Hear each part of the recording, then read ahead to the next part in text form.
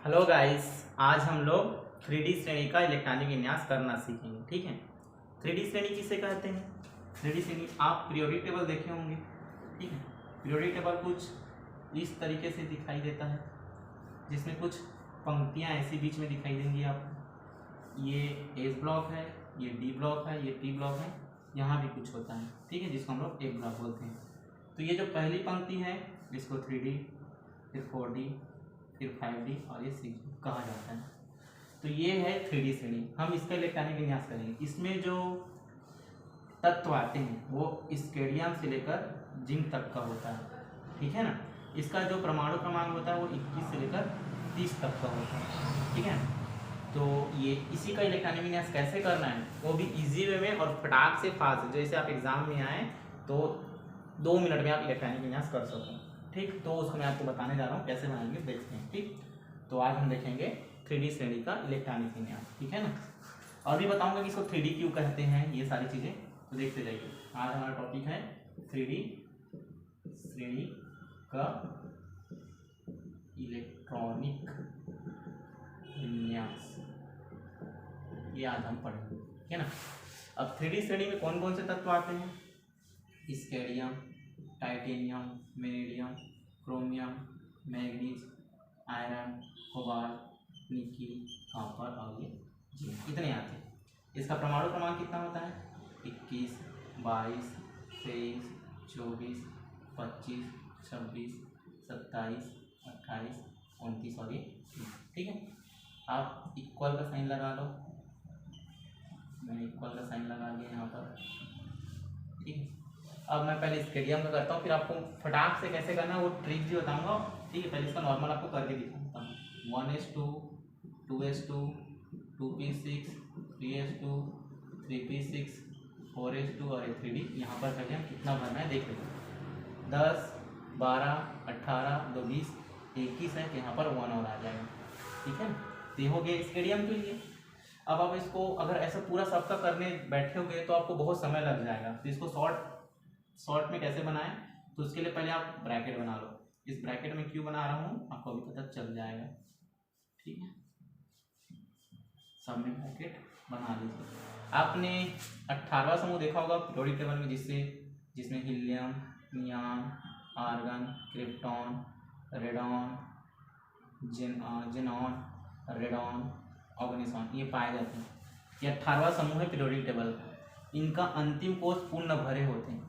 तो ये जो तत्व होते हैं ना वो भी इन्हीं की तरह बनना चाहते हैं। मतलब आप इसका देख लो, आर्गन का ये 18 है और इसका यहाँ से यहाँ तक इलेक्ट्रॉनिक विन्यास भी 18 है। तो हम पूरा ना कर कर किसी अक्री तत्व को हम ब्रैकेट में लिख देंगे तो वो इतना किया हुआ माना जाएगा। ठीक, ये इन्हीं के जैसा बनना चाहेंगे। तो मैं यहाँ पर क्या लिख दूँ? आर्गन। तो इनका 18 तक का जो इलेक्ट्रॉनिक विन्यास है वो यहाँ तक हुआ है करके माना जाएगा। तो हमें शॉर्ट एंड स्वीट हो जाएगा ये। ठीक, तो मैं यहाँ तक का मिटा दूंगा। ठीक, यहाँ पर भी मैं लगा देता हूँ AR, इसीलिए यहाँ पर AR डाला गया। ठीक, अब यहाँ पर देखो पहले 4 आया है फिर 3 आया है, लेकिन हम जब गिनती गिनते हैं तो 1 2 3 4 आता है। तो 4 बाद में आएगा, 3 पहले आएगा।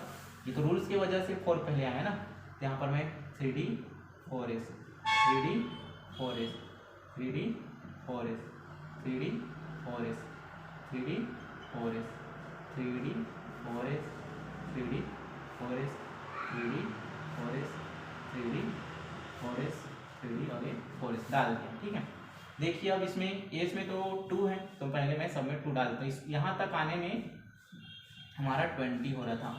आर्गन तक 18 है और ये 2 मिलाकर 20 और इसको मिलाकर ये 21 हो गया। पहला वाला तो हो गया। अब हम बाकी का करेंगे तो जैसे कि 22, 23, 24, 25, 26, 27, 28, 29 और 31। देखिए कितना ही सबका एक बार में ही हो गया। ठीक है ना। इसका एटॉमिक नंबर भी 1 2 3 4 से बड़ा, मैंने भी एक दो नंबर बढ़ाते गए तो आगे जाके हो गया।